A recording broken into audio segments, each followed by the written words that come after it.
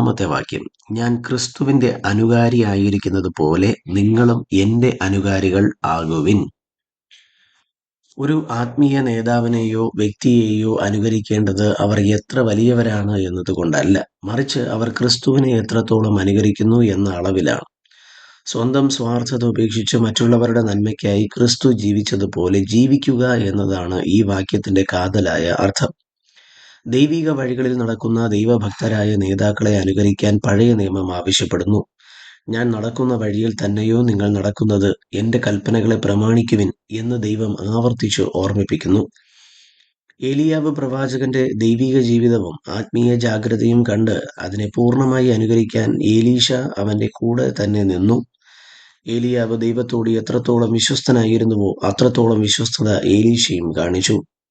താൻ ചെയ്തതുപോലെ മറ്റുള്ളവരെ സേവിക്കാനും സ്നേഹിക്കുവാനും യേശു ശിഷ്യന്മാരോട് ആവശ്യപ്പെട്ടു.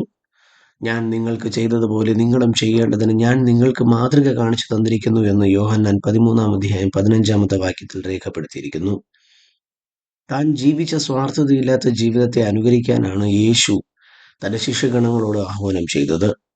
മത്തായി 16-24 വാക്യത്തിൽ, ഒരുത്തൻ എന്റെ പിന്നാലെ വരുവാൻ ഇച്ഛിച്ചാൽ തന്നെത്താൻ നിഷേധിച്ച് തന്റെ ക്രൂശ് എടുത്ത് എന്നെ അനുഗമിക്കട്ടെ എന്ന് യേശു പറയുകയുണ്ടായി. 1 കൊരിന്ത്യർ ലേഖനം 8-10 വരെയുള്ള അധ്യായങ്ങളിൽ വിശുദ്ധ പൗലോസ് വിശദീകരിച്ചത് തനിക്ക് സ്വാതന്ത്ര്യവും അവകാശങ്ങളും ഉണ്ടായിരുന്നിട്ടും മറ്റുള്ളവരുടെ ആത്മീയ നന്മയ്ക്കായി താൻ അത് ഉപേക്ഷിച്ചു എന്ന കാര്യമാണ്.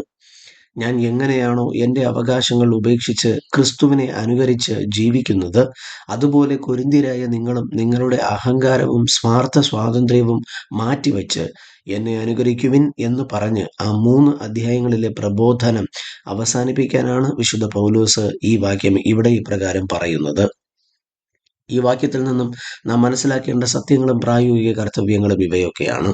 1. ഏതെങ്കിലും ഒരു നേതാവിനെ അന്ധമായി പിന്തുടരരുത്. അവർ ക്രിസ്തുവിനെ അനുകരിക്കുന്നു എങ്കിൽ മാത്രം അവരെ പിന്തുടരുക. 2.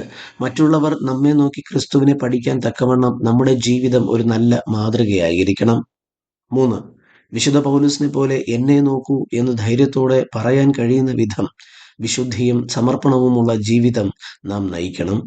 ചുരുക്കത്തിൽ, ക്രൈസ്തവ ജീവിതം എന്നാൽ ക്രിസ്തുവിനെ അനുകരിക്കലാണ്. ക്രിസ്തുവിനെ പോലെ ജീവിക്കുന്നവരെ മാതൃകയാക്കുകയും മറ്റുള്ളവർക്ക് നല്ലൊരു മാതൃകയായി മാറുകയും ചെയ്യുക.